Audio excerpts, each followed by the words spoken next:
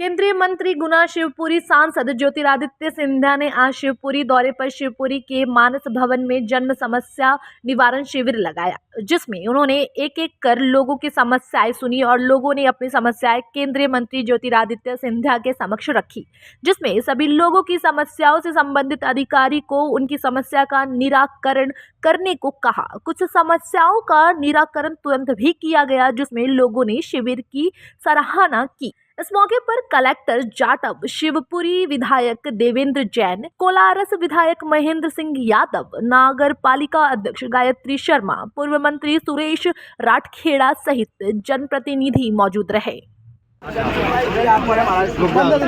इसका अलग से लिख के अभी देवेंद्र जी ही बैठे हैं, देवेंद्र जैन जी को अभी दे देना, मैं कराऊंगा। मैं लिखवा दूंगा। मैंने देवेंद्र जी को यही छोड़ा, इसलिए चिंता मत। दिल्ली की जीत के बारे में आपका क्या कहना है? दिल्ली की जीत प्रधानमंत्री जी के विश्वास की जीत है। दिल्ली की जनता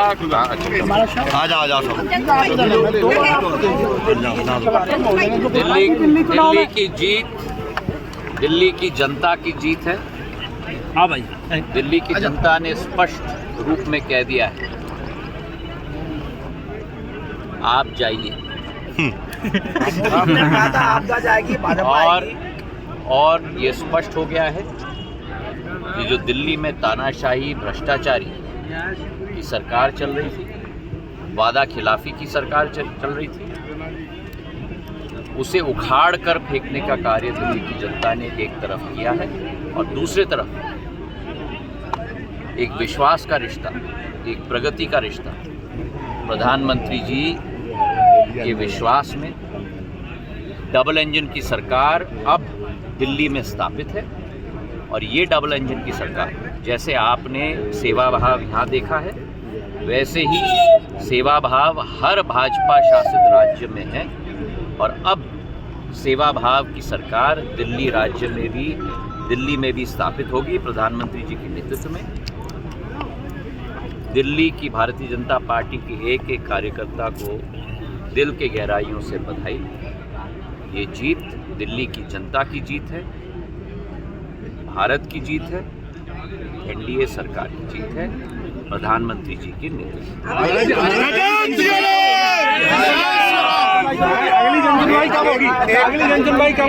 ये इसमें मतलब हुआ, मैं आपको दिखाना चाहता हूँ कि आपको धन्यवाद कि आपने ये प्रश्न पूछा, क्योंकि आपको मैं दिखाना चाहता हूँ ये केवल जन सुनवाई नहीं है, केवल कार्यक्रम करने के लिए।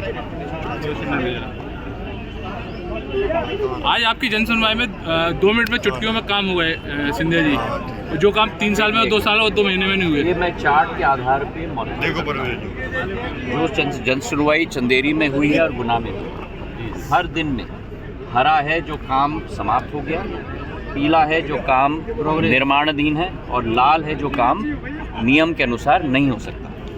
और ये हर दिन का स्टेटस है। 15 जनवरी से 10 तारीख को मेरा प्रवास है, तो 15 जनवरी, 29 जनवरी, 30 जनवरी, 31 जनवरी, 1 जनवरी, और ये कल तक का स्टेटस।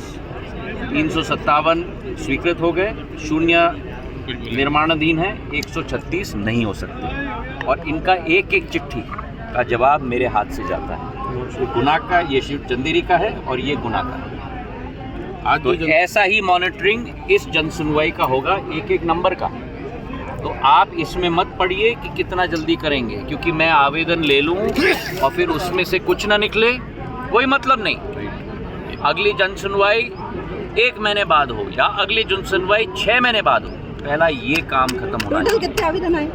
आज कुल मिलाकर मुझे लगता है करीब 1300 आवेदन आए। तो उन 1300 आवेदन की ब्यौरा भी जब समाप्त होगा तब मैं आपके सामने पेश करूंगा अगले जन सुनवाई के पहले, ताकि आपको भी सूचित हो जाए।